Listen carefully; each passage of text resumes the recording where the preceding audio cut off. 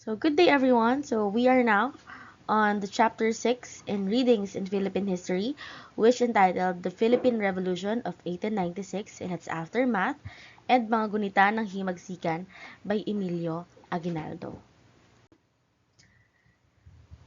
Okay, so here's the start of the revolution of the 1896. By the middle of 1896, as the Katipunan was busy preparing for a revolution, hints about its existence reached the Spanish authorities. So, by the middle of 1896 kasi guys, no, nagkaroon na ng hint na malapit nang ma-discover ang Katipunan. And this is during the Revolution of 1896. And of course, the discovery of Katipunan led to the revolution itself. That's why this is an important part of the Philippine history. Okay. So, there are a lot of hints na nangyayari. And number one dito ay ang July 5, 1896. So, Manuel Sitiar reported the questionable activities of some Filipinos. And anyway, sino ba kasi si Manuel Sitiar? So, si Manuel Sitiar, he is actually a Spanish lieutenant of the Guardia Civil during the early times.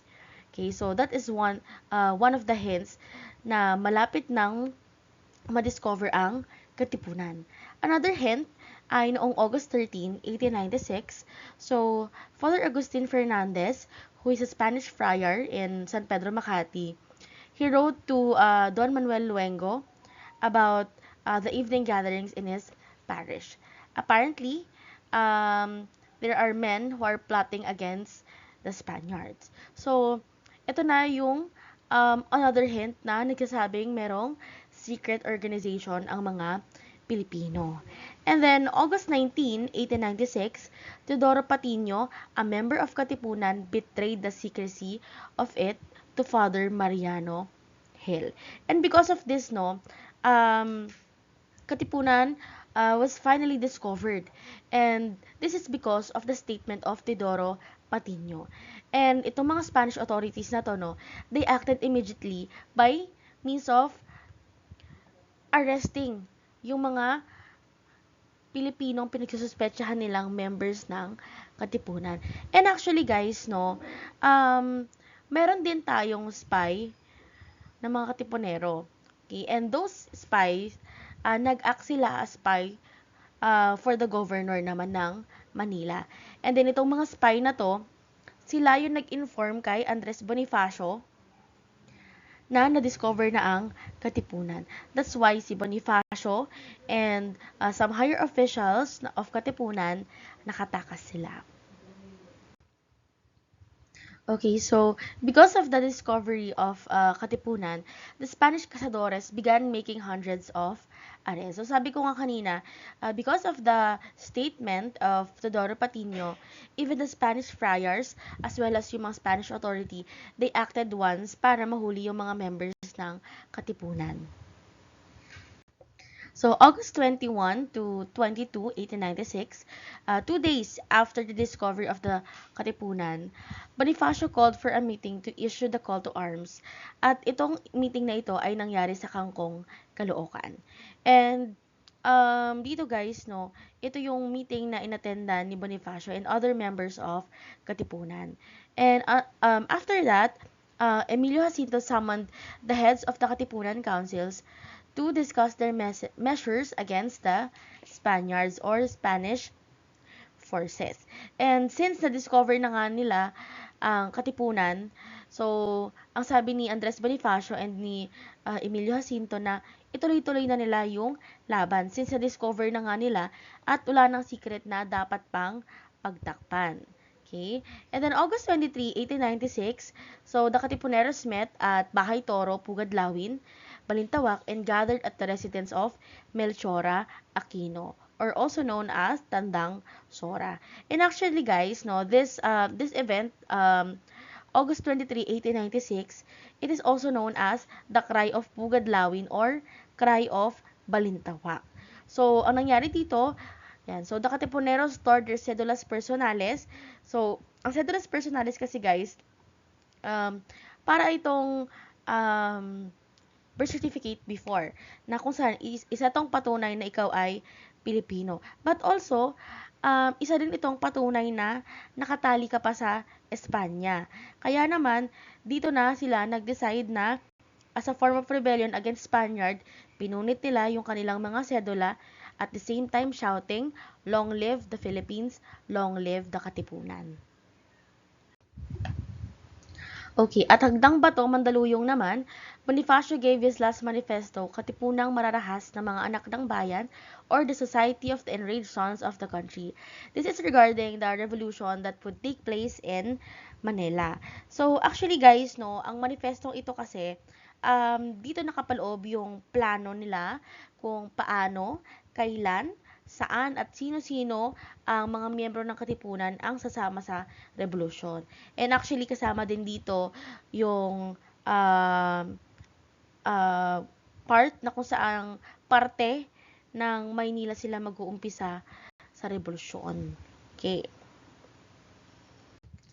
Then August 29, 1896, so Melchor Aquino was arrested by the Guardia Civil at Pasong Putik, Novaliches and jailed at the Bilibid. Okay, so dito na nga ikinulong si Melchor Aquino. So, bakit kaya siya ikinulong? So, according to some accounts, guys, si Melchor Aquino kasi, tumulong kasi siya sa pag-establish ng Katipunan. And, when it comes to paperworks din, tumutulong siya. And also, kapag yung mga Katipuneros ay sugatan, siya din yung gumagamot sa kanila. Kaya naman, nung nalaman na si Melchor Aquino ay part ng Katipunan, kinulong siya sa Bilibid. Okay. And then August 30, morning, Bonifacio led his attack to the Polvorin or Powder Depot in San Juan. Okay. So, this event, guys, this is also called the Battle of the Pinaglabanan. And actually, some historians mock this event and call it Battle of Pinaglabanang Palpak. Yan. Kasi nung time na ito ay natalo sila Bonifacio. So, nung time kasi na yan, parang napansin nila na masyadong maraming mga Kastila ang kalaban nila. That's why they decided na mag-retreat na lang. And in the afternoon, so Governor General Ramon Blanco issued a decree declaring a state of war in Manila and 7 Luzon provinces. So ito nga ay yung Cavite, Laguna, Batangas, Bulacan, Pampanga, Nueva Ecija, and Tarlac, and placed them under martial law. Okay. So, kasi nga guys, ang mga Katipunero kasi noon or mga Filipinos noon during that time, talaga nakikipaglaban na sila or nakikitigman na sila sa mga Kastila. That's why Ramon Blanco issued this decree na mag-martial law doon sa 8 provinces na yan. And nilalaman din kasi ng decree na yon na kung saan yung mga Katipunero daw na susuko within 48 hours ay mabibigyan ng pardon or ng kapatawaran. But exempted dito guys, yung mga leaders ng Katipunan. So, ang nangyari, ang ginawa ng mga Katipunero ay since nalaman nila na may pardon daw kuno, yan, dahil sinabi nga ni General Ramon Blanco, sumuko yung mga Katipunero sa mga Kastila. Pero ang nangyari, hindi ito tinupad ni Ramon Blanco, yung nakasaad doon sa decree na yan, na nagsasabi na bibigyan sila ng pardon. Instead, ang ginawa sa kanila ay tinorture yung mga Katipuneros na sumusuko at pinipilit silang sabihin kung ano pa yung nalalaman nila tungkol sa Katipunan. August 31, 1896 naman, the Katipuneros in Cavite rose in arms at Cavite El Viejo. The Magdalo troops led by Candido Tria Terona attacked the enemy garrison. The Magdiwang forces pounded the Spaniards in Noveleta. And so, dito guys, pinapakita dito yung two factions ng Katipunan, which is ang Magdalo at ang Magdiwang forces. Yan. So, don't worry, I will discuss these two faction maya-maya lamang. Okay. Then September 4, 1896, so there are 4 members of the Katipunan that were executed at Bagong Bayan.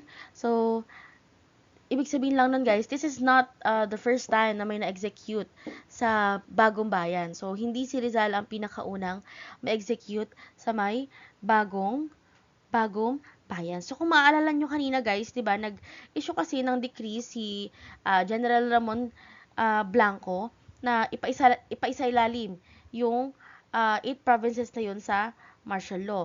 And lahat ng susukong Katipunero within 48 hours ay mabibigyan ng pardon. So, itong si Ramon Blanco, aside sa pag-torture na ginagawa niya sa mga Katipunerong sumusuko, yung ibang sumusuko na Katipunero ay pinapatay naman niya or ine-execute naman niya publicly. Yan. Para daw ma-instill yung fear or yung takot sa mga Filipino noon. Kasi naniniwala si Ramon Blanco na pag natakot yung mga Pilipino noon, maaaring maitigil na yung revolution or mapigilan nila yung revolution. But he is actually wrong. Kasi the more na marami siyang pinapatay na tao, the more na umiigting at tumitibay yung paniniwala ng mga Pilipino noon or ng mga Katipunero na dapat tayong lumaya sa Espanya. Okay. Kaya naman, noong September 5, 1896, so Emilio Aguinaldo and his men assailed the Spaniards troops stationed at Imus. So, Aguinaldo was named General Miyong instead of Kapitan Miyong. So, yan. Ang nangyari naman dito guys, no, dito na nagsimula na sumikat si Aguinaldo. And actually, he is very good when it comes to military tactics. Kaya nga siya tinawag na General Miyong. Pero itong nangyari kasing ito, no, hindi pa ito under sa command ni Aguinaldo. And this is actually under sa command naman ni General Eusebio Aguirre. Yan. Pero kasama dito si Emilio Aguinaldo. But of course, kasi mas kilalang talaga si Aguinaldo compared kay Aguirre. Kaya madalas siya yung kilala natin. 'Di ba? But itong event na to, September 5, 1896, dito na nagsimulang ma-acknowledge yung galing ni Emilio Aguinaldo when it comes to military tactics. So, September 12, 1896 naman, so there were 13 men put to death at Plaza de Armas, Cavite. So, itong 13 na ito guys, it is also known as the 13 Martyrs of Cavite or ang 13 Martires ng Cavite. And September 16 naman, there were 2 prominent residents of Manila that were imprisoned in the Fort Santiago. So, actually guys, no, hindi ba kung makita nyo dito sa slides na to, may mga bilang ng tao, but this is actually parang hindi ba ito yung kabuuan. Okay? So, marami pa kasing mga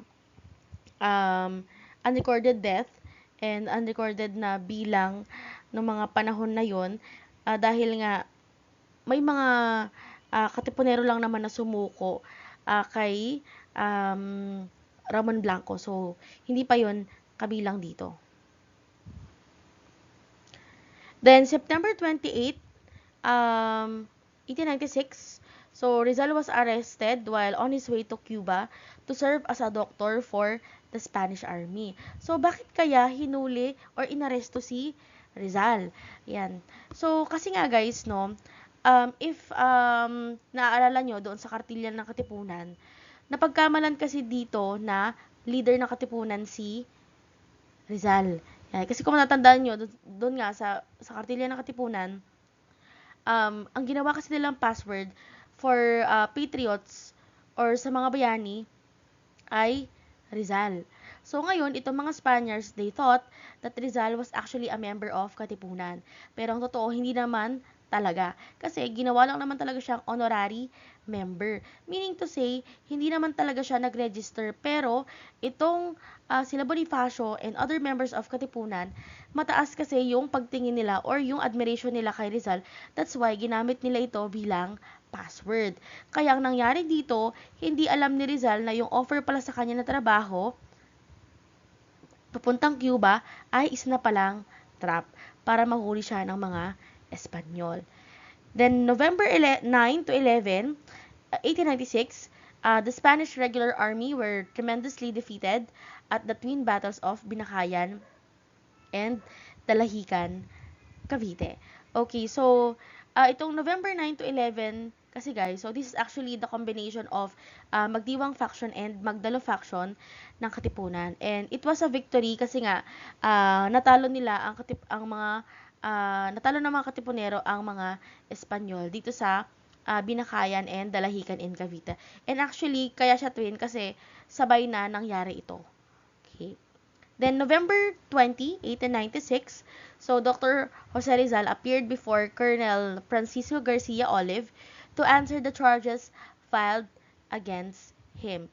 And, yan, so dito na nag-start na magkaroon ng trial si Rizal noong December 26, 1896.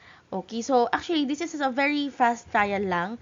So, parang more than a month lang yung trial niya kasi nasintensyahan agad si Rizal.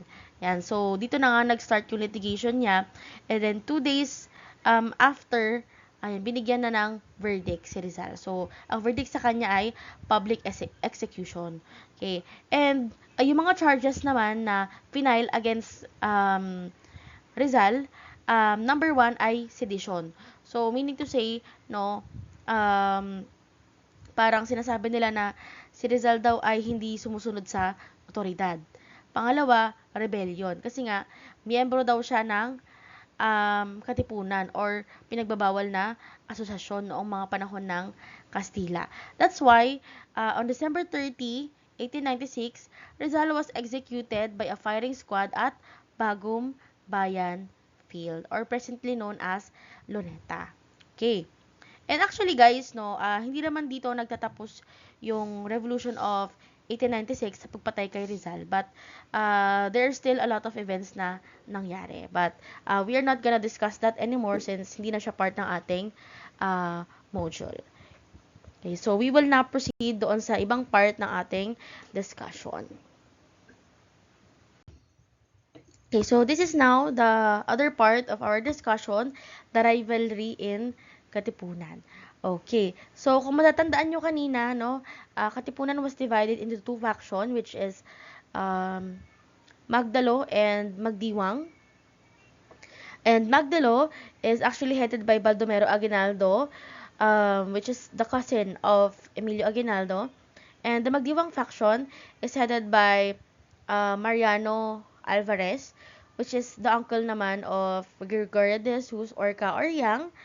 And Kaoryang is the wife of Andres Bonifacio. Yan. Then, actually guys, ang Magdalo and Magdiwang, may kanya-kanya silang jurisdiction. Ibig sabihin, meron silang kanya-kanyang lugar na hinahawakan. Yan. At ito nga yun. So, for Magdalo, ang sakop nila ay Imus. So, ito yung capital nila. At lahat ng nabanggit na part ng Cavite like Kawit, Dasmariñas, Silang, Amadeo, Mendez, Nunez, Bacoor, and Carmen. For Magdiwang naman, Noveleta is the capital, then transferred to San Francisco de Malabon. Then, kasama din dito ang Rosario, Tanza, Naik, Ternate, Maragondon, Magallanes, Bailen, Alfonso, Indang, and San Roque. And as what I've said a while ago, no, itong mga lugar na to ay under lang lahat sa Cavite. And kasi actually ang ano naman talaga ang Magdalo and Magdiwang faction ay nahati lang naman sa Cavite. Then December 1, 1896, so Bonifacio went to Cavite upon the invitation of the Magdiwang Provincial in Cavite. So during the time na pumunta si Bonifacio sa Cavite, ang kasama niya dito ay sina Gregorio de Jesus, his wife, at kasama din niya dito yung kanyang dalawang kapatid na si Procopio at si Ciriaco. And sumama din sa kanila si General Rufino na may kasama namang 20 soldiers nung time na pumunta sila sa Cavite. Then, December 31, 1896, the Magdalo Council or faction hosted a General Assembly of both factions in Imus. And so, ayan, so nag-meeting sila dito kasi super evident na kasi yung risk ng pagkawasak ng Katipunan kasi nga, imagine, nahati pa sila sa dalawang faction.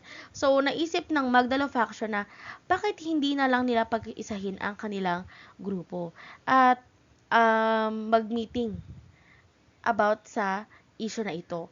And actually, this is the day after mamatay ni Rizal. And same day, no, August 31, 1896, among the discussed were the establishment of a revolutionary government under the new elected officials, uniting the Magdiwang and Magdalo forces under a single command. Okay, so as what I've said a while back, sa sobrang lawak na kasi ng pagkakahati ng Katipunan, they have decided na pag-isahin na yung dalawang faction. Kaso kasi ang problem dito, ang Magdalo kasi at ang Magdiwang, they have different ideas kasi or concepts sa gusto nilang mangyari sa Katipunan once na nag-isa sila. According to Magdalo faction kasi, they believe that with the outbreak of the revolution, the Katipunan had ceased to be a secret society and therefore should be placed with a new one. So, meaning, sabi ng Magdalo, bakit hindi na natin i-abolish ang Katipunan at palitan natin ng bago? At kabaliktaran naman nito, ang kagustuhan ng Magdiwang or ang idea ng Magdiwang. So, ngayon, ang sabi ni Magdiwang, they insisted that there was no need to create revolutionary government because the Katipunan was actually a government and with the constitution and bylaws recognized by everyone. Yan. So, dito na nga nangyari yung magtuloy-tuloy yung issue na ito noong December 31. And to be honest guys, no, wala naman talaga silang na-solve during that time. Natapos lang yung kanilang diskusyon noong dumating si Josephine Bracken na asawa ni Rizal at kasama yung kapatid ni Rizal na si Pasiano. And since wala nga silang nare-resolve ang issues, dito na sila nag-decide na i-reschedule na lang uli yung meeting at different time and at different place. So, next. So, General Edelberto Evangelista naman, so, he tried to reconcile the two groups. So, para siyang, ang ginawa niya, nag-serve siya as referee ng Magdalo at ng Magdiwang faction. But due to the heated debate arising from the issues, the assembly accomplished nothing definite. Okay, March 22, 1897. So, ito na yung rescheduled meeting nila and it was held at Tejeros, San Francisco de Malabon, Cavite. So, this event is also known in history as the Tejeros Convention at dito na nila pinagpatuloy pag-usapan kung ano yung mangyayari sa Katipunan. So, the session was presided by Jacinto Lombreras, which came from the Magdiwang, and Severino de las Alas, who's also from Magdiwang. So he suggested that the convention assembled should resolve whether there should be a new government to replace the Katipunan. And of course, this meeting was presided by Andres Bonifacio na galing din sa Magdiwang. Ayan. So, dito na nga sila guys, nag-decide na magkaroon ng new sets of officer. Kasi nga, base ito doon sa convention or base ito doon sa napag-usapan nila. And actually, mas marami kasing may gusto doon sa idea ng Magdalo faction na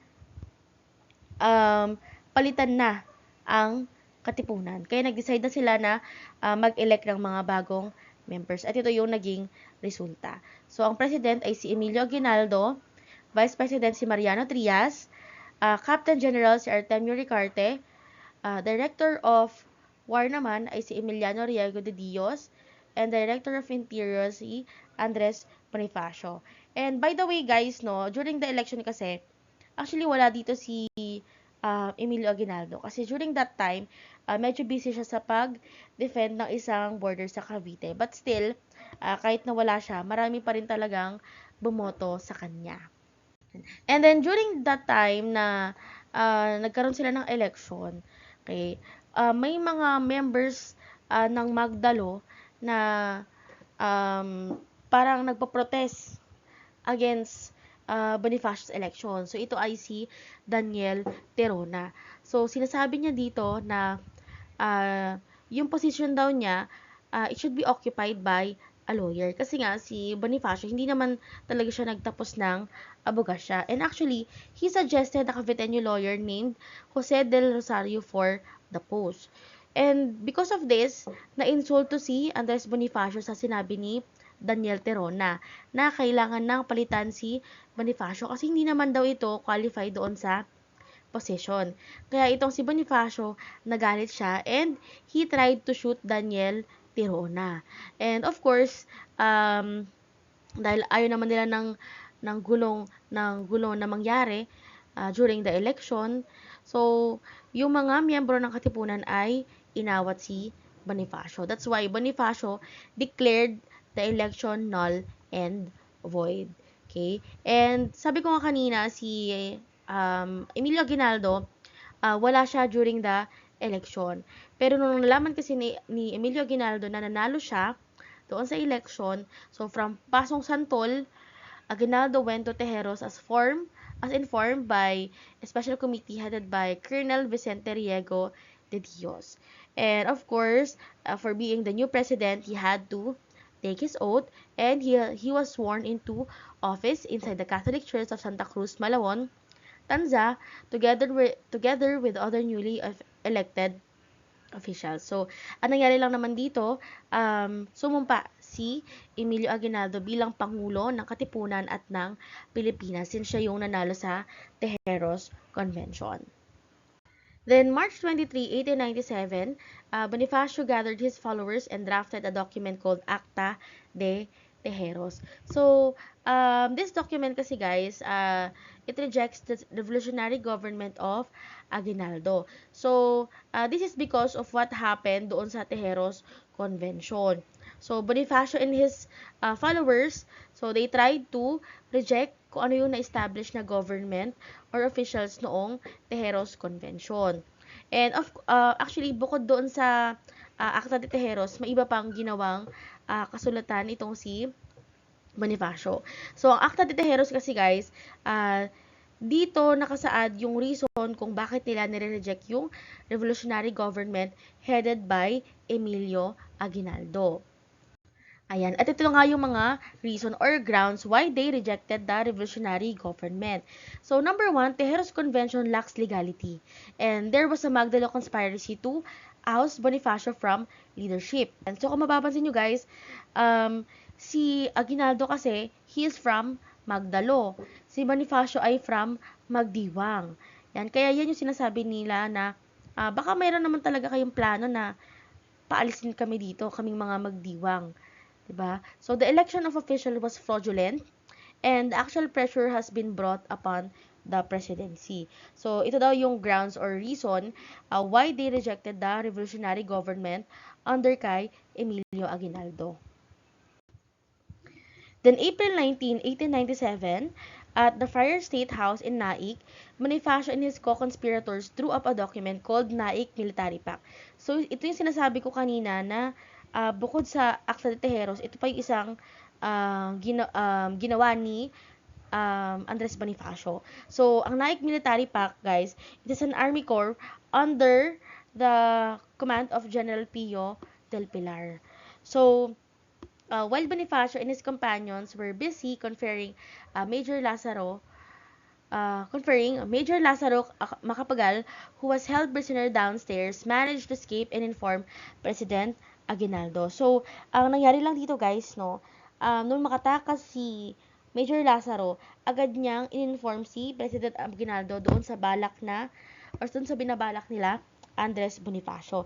And seeing that Aguinaldo's soldier had already surrounded the estate house, Bonifacio and his Magdiwang followers left hurriedly, except General Pio del Pilar and General Mariano Noriel. Okay, so itong dalawa kasi na to guys, no, kaya hindi sila sumama kina Bonifacio, and bumalingbing sila at sumama na kay Aguinaldo. And because of what happened, Aguinaldo convoked a revolutionary assembly in Naik, okay, and the following matters were taken up. Number one is adoption of the new red flag with a white sun of 8 rays at the center, and another, a standard uniform for soldier Rayadillo, and a set of rules fixing military ranks and their insignias. And number 3 is reorganization of the Revolutionary Army. So, yan yung mga nabuong plano ni Emilio Aguinaldo. Then, Bonifacio and his wife, Gregoria, with his two brothers, Ciriaco and Procopio, and the loyal followers, fled to Limbon. Okay, so upon learning of the Bonifacio's presence at Limbon, Aguinaldo summoned Colonel Agapito Bonzon, Felipe Topacio, and Jose Ignacio Paua, and some troops to go to Limbon to arrest Bonifacio. So, ayan. So, during that time, guys, no, kahit na nakatakas na si Andres Bonifacio sa unang pagkakataon, itong si Aguinaldo, hindi pa rin talaga siya tumigil or hindi pa rin siya sumuko para hanapin si Bonifacio para siya ay arestuhin. And along with the arrest of Bonifacio, so si Ciriaco Bonifacio naman and two soldiers, they were killed this time. Okay? But si Bonifacio naman, no, he was wounded in left arm and neck. So, Bonifacio and Gregoria and the surviving soldiers, they were taken to prison and brought to Naik. Yan. At after this, dito na nag-start yung kaso laban kay Andres Bonifacio. So, May 5, 1897, okay, so, yan. Actually, this is a very fast trial.